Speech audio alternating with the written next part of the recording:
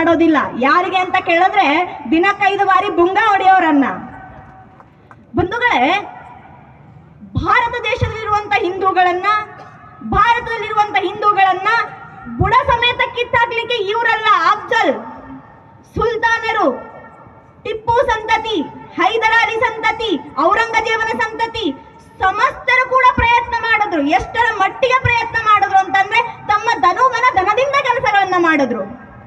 ತಮ್ಮ ಜೀವನದ ಹಲವು ವರ್ಷಗಳ ಇದಕ್ಕಾಗಿ ಮೀಸಲಾಗಿ ಇಟ್ಬಿಟ್ರು.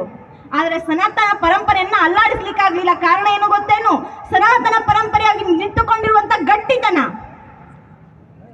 ನಮ್ಮ ಪೂರ್ವಿಕರು, ನಮ್ಮ ಹಿರಿಯರು ಅವತ್ತು ಒಂದು ಬಾರಿ ನಿರ್ಧಾರ ಮಾಡಿದ್ದಕ್ಕಾಗಿ ಬರೋಬ್ಬರಿ 500 ವರ್ಷಗಳ ಸಂಘರ್ಷದ ನಂತರ, ಬರೋಬ್ಬರಿ 78 ಮಹಾಕದನಗಳ ನಂತರ 4 ಲಕ್ಷಕ್ಕೂ ಅಧಿಕ ಕಾರಸೇವಕರ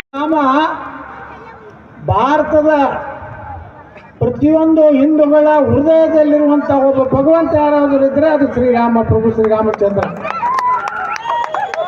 ರಾಮನಿಗೆ ಯಾವ ಜಾತಿ ಇದೇನ್ರಿ? ಇದೆಲ್ಲ ವ್ಯವಸ್ಥೆ ಮಾಡಿದವರು ಪಾಪ ಹಿಂದುಳಿದ ಉಪ್ಪಾರ ಸಮಾಜದವರು, ವಾಲ್ಮೀಕಿ ಸಮಾಜದವರು, ದಲಿತರು, ಎಲ್ಲ ಸಮುದಾಯಗಳಲ್ಲಿ ರಾಮದಾನ. ರಾಮ ಅನ್ನುವಂಥದ್ದು ಏನಿದೆ, ಒಂದು ಪವಿತ್ರವಾದಂಥ ರಾಮ. ಡಾಕ್ಟರ್ ಬಾಬಾ ಸಾಹೇಬ್ ಅಂಬೇಡ್ಕರ್ ಅವರ ತಂದೆ ಹೆಸರು ರಾಮ್ಜಿ. ನಮ್ಮ ತಂದೆ ಹೆಸರು ರಾಮನಗೌಡ. ಅಂದ್ರೆ ಇದು ಬರೀ ಬ್ರಾಹ್ಮಣರದ ಕೆಲವು ಮಂದಿ ಬಬ್ಬಿ ಹಾಕ್ತಾರೆ. ರಾಮನೇ ಬ್ರಾಹ್ಮಣ ಅಲ್ಲ, ಕ್ಷತ್ರಿಯ. ಮಾಡಿ 1% ಕಡಿಮೆ ನಾವು ಹಿಂದೂಗಳು ಬಂದೀವಿ ಪಾಕಿಸ್ತಾನದಲ್ಲಿ. ಇಲ್ಲೇ ಪಕ್ಕದ ಬಾಂಗ್ಲಾದೇಶ ನೀವು ನೋಡ್ತಾ ಇದ್ದೀರಿ ಯಾವ ರೀತಿ ಹಿಂದೂಗಳ ಮೇಲೆ ದೌರ್ಜನ್ಯ ಆಗ್ತಾ ಇದೆ. ಯಾರಾದರೂ ಈ ದೇಶದ ಶಾಂತಿ ಪ್ರಿಯರತೆ ಹೇಳ್ಕೋತಾರಲ್ಲ, ಖಂಡನೆ ಮಾಡ್ಯಾರೇನ್ರಿ? ಯಾರೇ ಹಿಂದೂ ಹೆಣ್ಮಕ್ಳ ಮ್ಯಾಗ ಅತ್ಯಾಚಾರ ಮಾಡೋದನ್ನ ಖಂಡನೆ ಯಾರಾದ್ರೂ ಮಾಡಿದಾರ?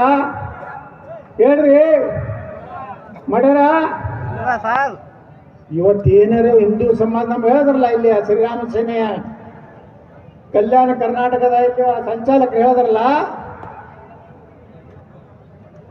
ಇವತ್ತು ಏನಾರು ರಾಮಸೇನಾ ಅದು ಕಾರ್ಯಕ್ರಮ ಮಾಡ್ತೀನಂದ್ರೆ, ಹಿಂದೂಗಳ ಕಾರ್ಯಕ್ರಮ ಮಾಡ್ತೀನಂದ್ರೆ,